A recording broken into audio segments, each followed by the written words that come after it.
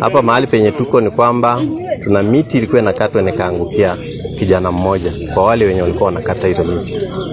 Nafikiri miti ilikuwa refu sana na wakafunga kamba.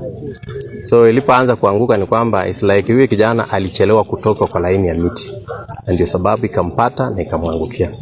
Vile tunaongea hivi ni marehemu amechukuliwa na gari, amepelekwa kwa moku ya Naitiri. Hii mti wamekata branches zote zimeisha. Lakini kijana inaonekana alikuwa anatoroka, lakini mti ilichukoka kwa mti ingine ikarudi na waya naye ikamteka na akaanguka. Ndio mti ikampata chini na akaanguka. Sasa ilimpasua kwa kichwa na makono yote. Tiposa hiyo mti akapatikana kama ni maiti marehemu. Katika hii kijiji tumepoteza. Huyo ni mzazi ambapo ako na watoto na ni mzazi huwa anatafuta. Katika hiyo hali ya kutafuta yenyewe imemletea changamoto.